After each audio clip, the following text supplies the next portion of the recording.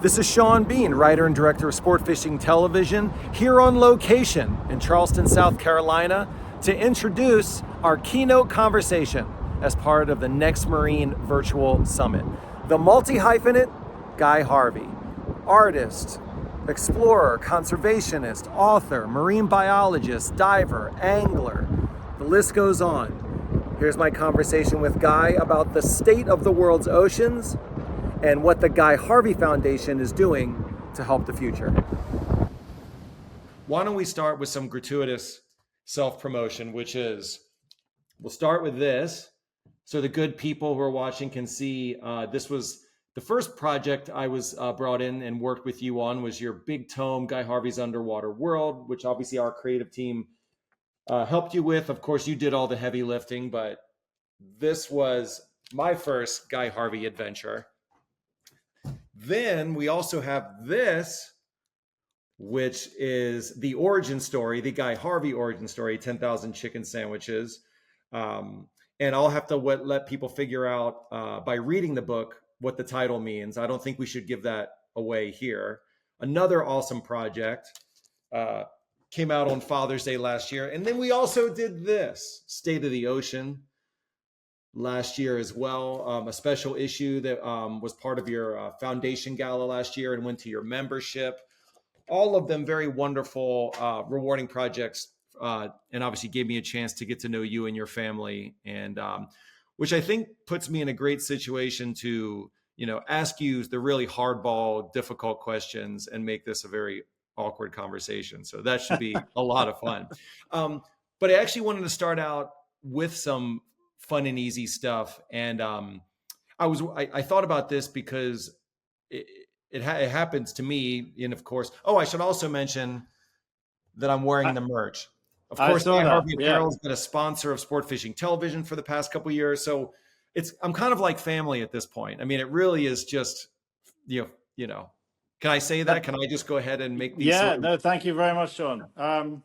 You want me to comment on these? Because I can if you want now. No. I mean, this is supposed to just be a fun, open conversation. But if seeing those products and seeing those books brings any thoughts to mind, by all means, the floor is yours, sir. Well, starting with the the world, it was long overdue, and I took a 10-year gap from writing, the big project books, and it was like, I got to get this done, and then came the bloody pandemic, and I thought, what the hell am I going to do with 60 days of lockdown and no travel whatsoever? So it was a perfect project, and having all the information at my fingertips, both photos, all the expeditions, the diving, the fishing, the conservation, the research work, through my very detailed library of diaries over 10 years, I could put it all together geographically. It's the easiest way to do it, and really sort of tell all the different stories. And some of the places we went to, of course, we go a lot, and we go a lot for one reason only, because it's consistent. And there are two places. One is Isla Mujeres in the Caribbean side of Mexico, which covered 5 chapters. Just incredible, the amount of work we've done there. And of course, Tropic Star Lodge in Panama on the Pacific side. So you had really contrasting ecosystems to work in. And that took up a large part of the book. There were other great chapters going all the way back to 2004, 2005, Venezuela, places we don't go to nowadays. But it was like going fishing and diving all over again. And it was such a fun project to get done. And of course, as you know, it became very verbose. So you guys did a great job of chopping it down, and so it wouldn't be too repetitious. But then again, that is the repetitious nature of some of these writings is a result of consistent success in those arenas. So that one was obviously liberally peppered with art. The other book, which you call the origin story, and that's a brilliant way to describe it, to be honest, was the result of really digging into my mum's diaries and a lot of her black and white photos from growing up in Jamaica. And I keep telling everybody just how influential and formative those early years were in terms of my later direction in marine science, in particular in fisheries research work, and of course in art. And so to flesh it out, bring it up to a readable story. Again, you guys did an awesome job with the editing, and it was like just second nature for me to plug in the different illustrations that were required at different parts of the story. So again, very gratifying projects, and I'm kind of at a loss of what to do next. I don't intend to let 3 or 4 years pass by before the next one, but I'm thinking of a more art directed book, looking at. I'm thinking of calling it Big Fish in Art. So we can start with that. Yeah. Well, that actually led to my first question. Speaking of big fish in art, and I think about this because obviously I've got the apparel on, and I'm here in Florida, but you know, your art is everywhere out there. And I was curious for you. You're traveling, you're in airports, and you're in restaurants, and you must see it regularly on people's backs and everything. And I was just sort of curious, I would imagine it's like being a musician and coming into a restaurant and hearing a song of yours playing must be very gratifying. But could you kind of articulate what that's like, to see, you're in some airport in some other side of the world or maybe domestically and you see it. And I would imagine it brings you some gratification, makes you feel good. Oh, of course, the gratification is wonderful. It's a very happy brand to be in. Everybody involved with it, from the production side, administration, and the customer side, they kind of smile when they're around the brand. It wants you. It makes you want to go fishing or diving or engage in the water somehow. And of course, that brings out the best in people. So, yeah, that part of it is priceless. Yeah. Uh, we were together at the Offshore World Championship a couple years ago, where you competed fiercely. You and Jessica competed fiercely, as you know. But there was a moment that struck me. We were at dinner together, and our cinematographer, Cole Alcock on SFTV, had some recordings on his phone of a whale shark encounter they'd had in Panama. Mhm. And he was showing it. It was epic footage, and we were looking at it and trying to decipher exactly what's happening. And you joined the conversation. We showed you his phone, and you diagnosed it immediately. The behavior, what was happening, the feeding behavior that was happening in the moment. And you looked at it and we're like, oh, X, Y, and Z explained it. And I think, for all those people in the airports and around the world that are wearing your stuff, I think it's easy to forget for the layperson that you were a marine biologist before anything, right? Before the art and everything else. And I was curious, when you're in a place, whether it's Panama, Tropic Star Lodge, or you're going to be going to Guatemala, and you're in an environment and you see something awesome, I was curious, like, the artist versus the marine biologist. Is your first instinct is, man, that would be damn cool to paint? Or is it diagnosing the marine environment? Kind of walk me through like how you're viewing these moments in real time. I think it was a a chronology, really. Let's just take going from the Caribbean, with which I'm familiar, sitting at home here in Grand Cayman and looking out the windows. By the way, it's a very windy, rough day, and they're having a tournament here, which I'm Okay. glad I'm not fishing in. I don't want to get beaten up by a 33 foot piece of fiberglass. Yeah. Going to the Pacific was the first big step in terms of familiarizing myself with species with which I was not familiar. And even though you learn about them through books and so on, it was a real eye opener, and it became so important for me to go and study all these different fish firsthand to be authentic as an artist, let alone as a having access as a fisheries scientist. And so I did Alaska to the tropics and covered every part of the West Coast, just so I was going to be, like I said, correct but authentic in my execution. The whale sharks you talk about have always been a favorite animal. And when we finally launched a research project, again in the Yucatan, one of the chapters in Underwater World is all about whale sharks. To to be allowed to deploy spot tags on their dorsal fin, i.e., you can swim with them, put on the tag underwater safely, and then get years of data from this, was a giant step forward in terms of both my appreciation for the animal. Of course, I started painting them more frequently because people love whale sharks, and also just to learn more about their natural history and their life cycle, about which we know so little.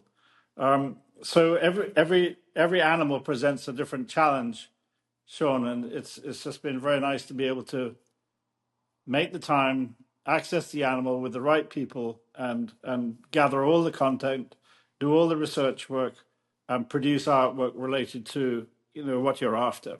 Yeah. I remember you talking about how amazed you were. It was like that you were explaining that pneumatic drill underwater, putting those tags into those whale sharks. I remember you were just amazed at this, that it you figured the technology had been figured out and you got it done. So It was astounding, and of course the numbers of sharks that you get in the Yucatan is one of the 9 areas in the world where they aggregate for feeding, not for breeding.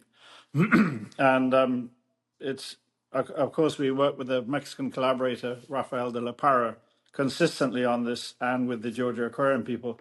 But it still is a great collaboration. It's still going on now. And while we've collected a lot of data, and some of our senior research scientists who drive the research may say, we've done enough on this animal, we need to spend funds on something else.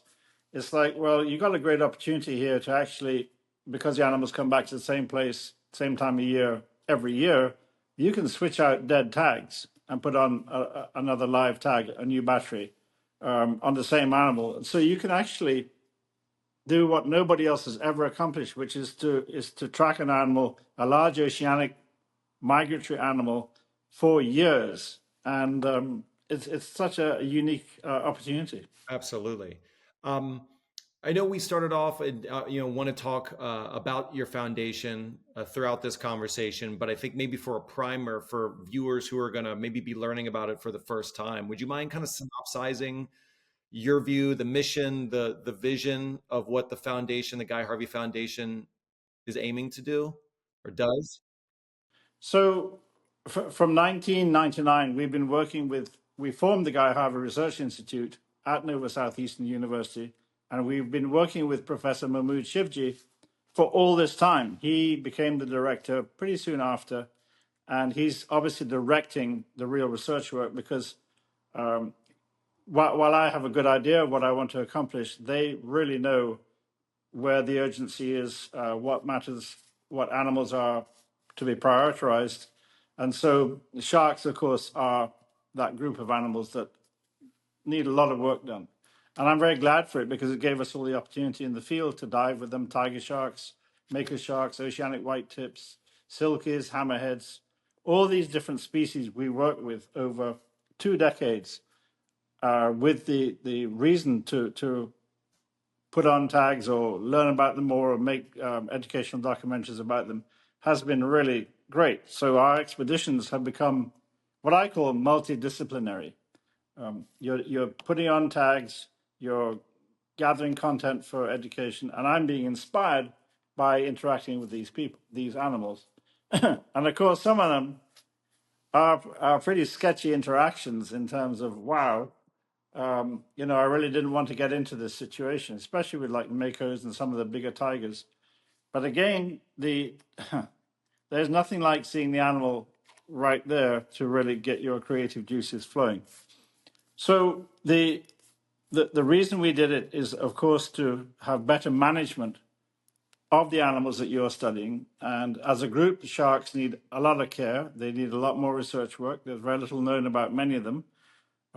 There's a lot of extraction and killing of sharks going on.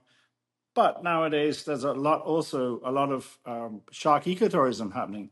So there's different uses that of which the animal is being made, and some of it is consumptive and some is not. So that's where the focus is. Billfish the same. You obviously understand how a lot of countries have now protected billfish.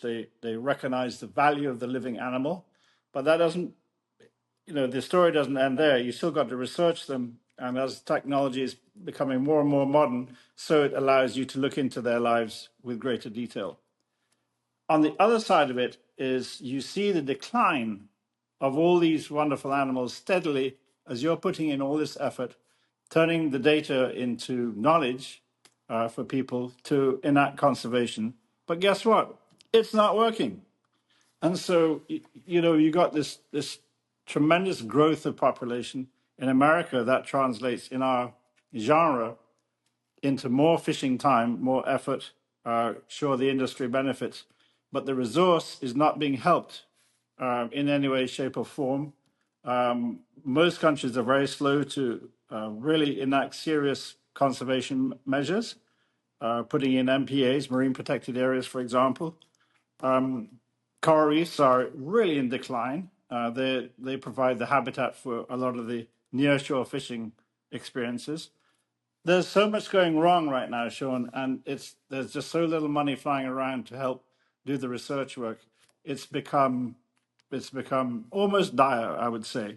You know, in that State of the Ocean special issue I showed at the outset, for those who wouldn't be able to get their hands on it, you kind of open the issue with your State of the Ocean essay, and I won't quiz you on what you wrote in there, but but I thought, where we sit right now in the spring of 2024, obviously you wrote that about 6 months ago, and not that there was going to be a ton of change in just 6 months, but would you mind like giving your State of the Ocean as we sit here? You kind of explained it there, your I concerns, the did. dire concerns, but Yeah. could you kind of synopsize where, what is the state of the ocean? What are your biggest concerns right now?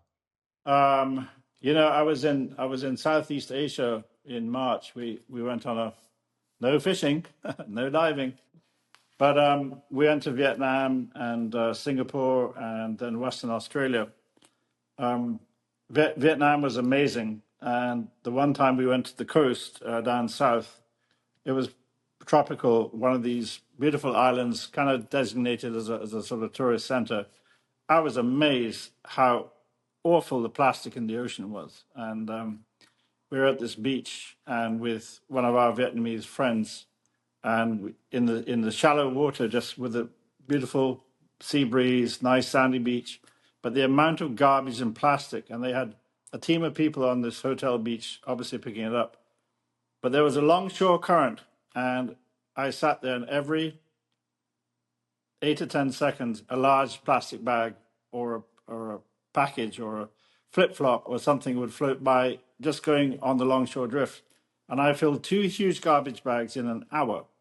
And it was like, where is this coming from? Because we're kind of off the mainland. And so it was a frightening reminder of just how much goes on in Southeast Asia in terms of the pollution.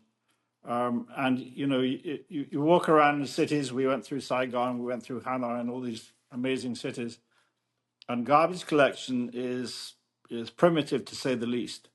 And we now know through other people's work, like Slat Boyan and some of the ocean cleanup people, that they target these areas where there's a high density of plastic going into the ocean through only 8 rivers in the world, and they are trying to prevent a lot of this plastic getting in there, but it's not working. I was shocked at that, and of course the amount of fishing that goes on there, it's very, very intense. Bit of a tangent, but I've never seen garbage like that in the ocean except in some trash lines off Panama. That's infrequent compared to this steady flow of just plastic in the ocean. Um, to go back to fishing, we're heavily involved with the Galapagos right now with the shark research work. The amount of IUU fishing, that's illegal, unreported, and unlicensed fishing, for people who don't know. Yeah, but that was actually I It, was going to mention, because there was the topic you probably hit the hardest in that essay was the overfishing and underreported fishing was really one of the probably the biggest things you touched on in that essay. well, I don't. I'm at a loss as to how we're going to solve this, because once you go outside each respective country's 200-mile exclusive economic zone, there are no laws, and so it's a free for all. And it's who's going to take on this responsibility? Is it United Nations? Is it regional fishery managers? and who's going to provide the oversight? And to me, it's a giant problem. And the, you just look at the vastness of the Pacific, the Southern Ocean, and all these other places that are still being exploited without any oversight, any rules and regulations. I don't know how we're going to tackle it. I wish I did. You can really only have jurisdiction effectively over your little patch of water that is. You think of 200 miles, Sean. It's a long way, and to get something out there, get eyes out there. What's it going to be? Satellite technology, drones. How are you going to do this without involving people and getting it done? Getting back to the State of the Ocean publication, Chris and Gary Ostrander, you know those names, like, oceanographer and marine biologist. They wrote a piece titled "The Ocean in," I think it was 2050, like looking ahead to, what their, their projections and what they believe needed to be worked on. And I went back and visited the piece, and this was the last line, which I thought was quite striking, which is, it took us 3 centuries to get to this place. The path back can be much quicker, in the sense that the ocean has the resiliency to recover if we give it the chance. And I was wondering, do you share that sentiment, and have you seen it with your own 2 eyes, that if you give the ocean the opportunity to heal itself, and if we just get out of the effing way, it might have a chance? Or, what's your take on that? You couldn't have said it better. And the 2 or 3 months break during the pandemic, we saw the difference here with the coral and the fish and everything just coming back in terms of the places where they wouldn't go because of the boat traffic or the people traffic. Um, the ocean is very resilient, and I was reminded 2 weeks ago we had a tournament here. 94 boats fished. It was very slow. I didn't fish it. I was away, but they only caught one qualifying mahi mahi. That's over 15 pounds. And to me, that is just the epitome of what's been happening. We've been warning about for the last 5 years. This fast-growing ocean fish everybody loves to catch and eat has been reduced. I mean, by I don't know how to explain this. From being such an abundant fish, they were like almost like garbage. Almost, I can't say that. They were so abundant they became a nuisance, and now you're down to only one caught with all this fishing effort because of the mahi sandwich. The mahi sandwich has basically removed all the mahi from the Western Atlantic, in my opinion. Not so much in the Eastern Pacific, where we also work with them. But it's like, here's a fish that it grows to 20 pounds in its first year, matures at 4 months old. Why can't you just leave it alone, ban all fishing for it for a year, and see what happens? All take of it. Because you will really test resilience.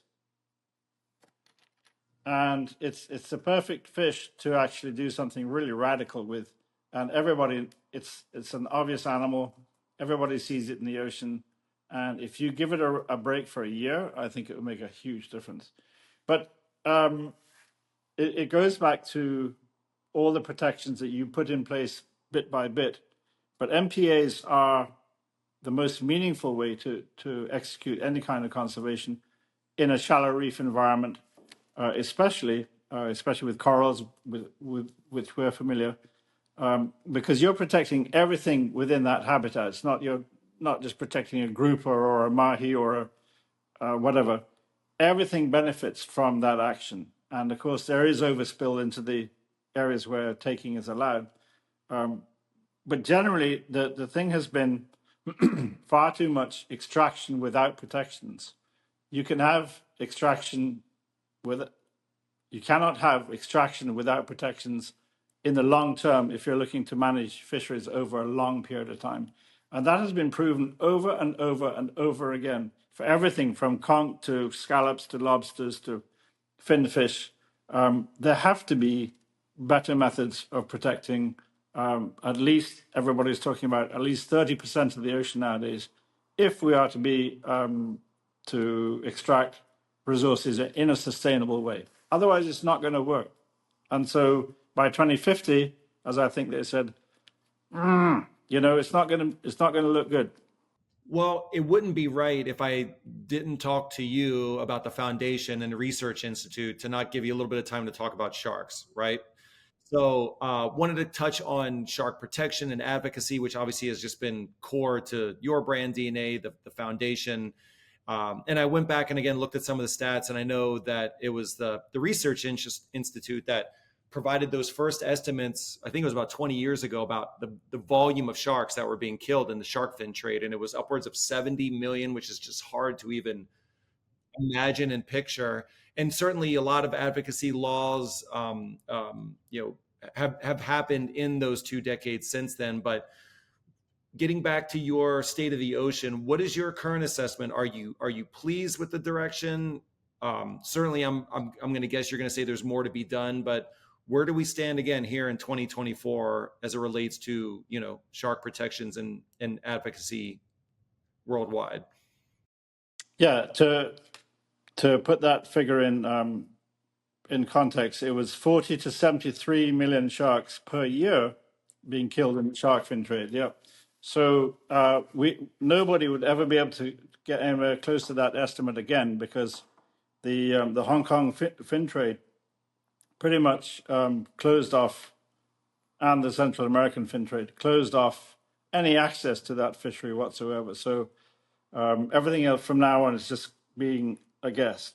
I don't see how that many sharks can still be killed every year worldwide, because the population just can't support that kind of level of extraction.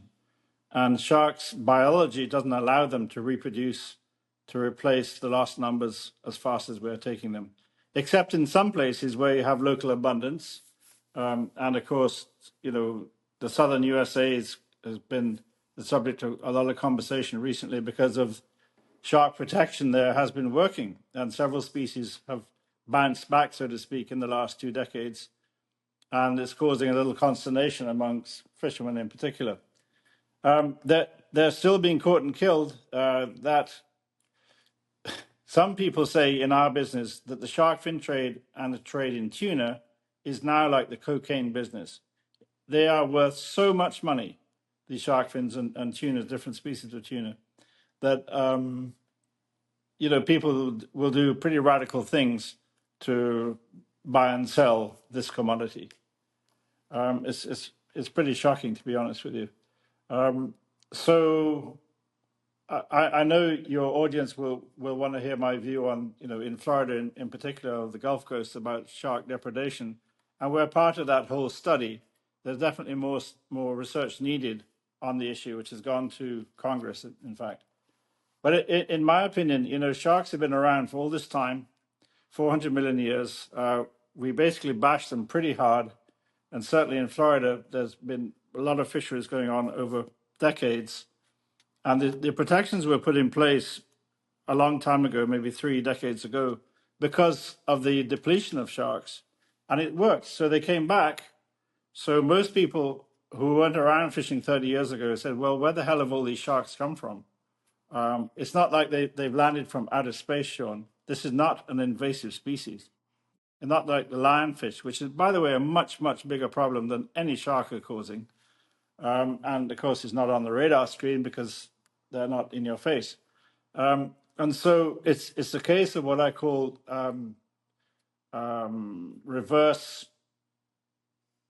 What is the expression? I got stuck here. It'll come back to me in a second.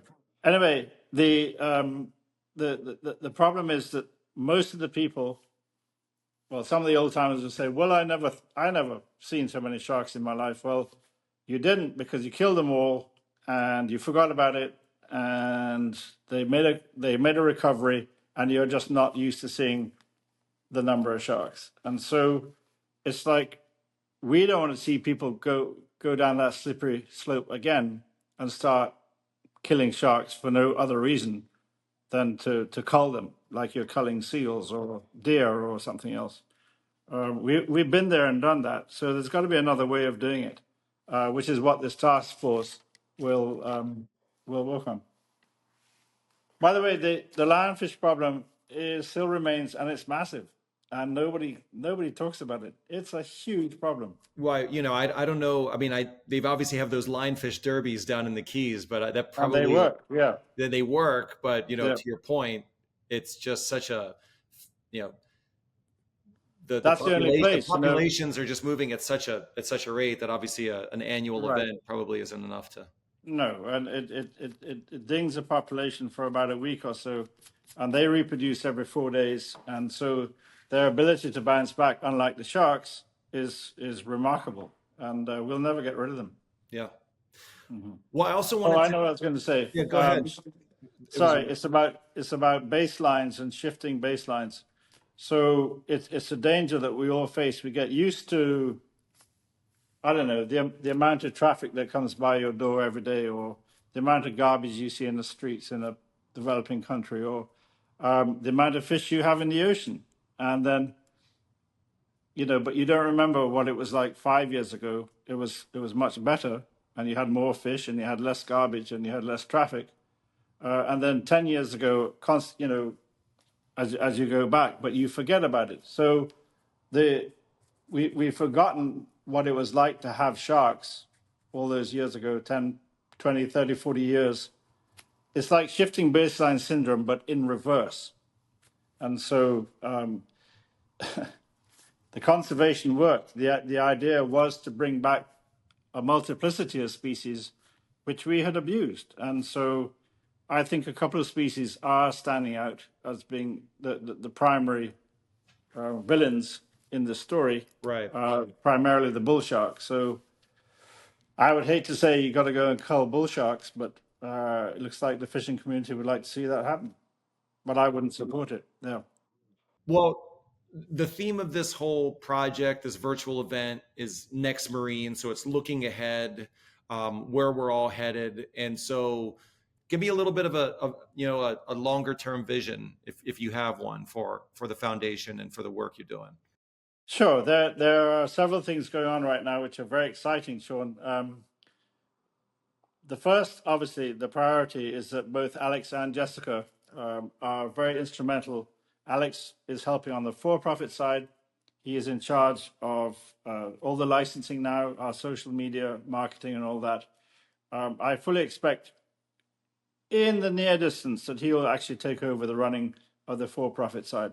Jessica is now the CEO of the foundation, and with the backing of a great board, including Chairman Steve Roden, they have been able to implement a lot of the things that have been sort of being pushed around in the last 18 months. So I think once they get a steady income stream, they get a lot of corporate sponsorship, they're going to be able to really do their job extremely well and get the word out to a lot of kids in a much quicker time.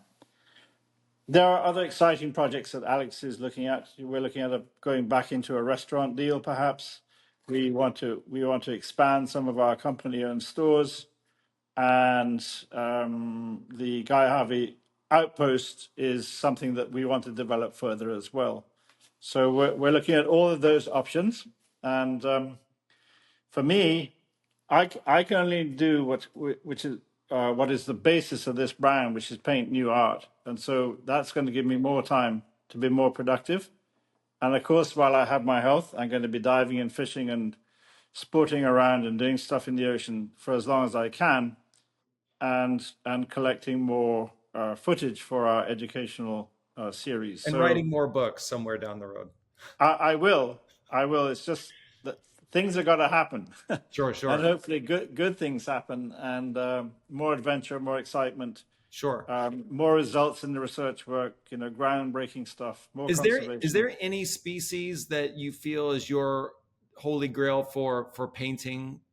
Or do you feel, I mean, like, is you've certainly covered, like you've said, so many, but is there one out there that's eluded you? Because I know so much of it is about being up close in the water with them, getting those details right, capturing the underwater photography and informing the art. But is there a holy grail out there for you that you still haven't quite gotten your captured yet? I've been very lucky, or we've been very lucky, because we're with groups when we go and have these experiences. I'm going to go back to the Azores in at the end of August because I haven't been for 22 years, and it's one place where we had the most fabulous white marlin and blue marlin diving experiences, tunas as well, lots of other animals, manta rays and stuff, dolphins, and I don't know why I haven't been back. So I do want to visit that place, not for one specific species, but a lot more. So we're doing some expeditions there later this year, and goodness, the Indian Ocean, maybe Seychelles. I've just been reading Wilbur Smith's kind of wrap up biography, the late Wilbur Smith. We have a lot in common, and he loved the Seychelles. I'd love to go there and just have a look around, just see what's there. Um, yeah. In terms of species, I think we've covered them all pretty much. I think the only fish I don't want to dive with again is a swordfish because they're very dangerous. They're much more dangerous than any shark or other large fish, and they will try and kill you.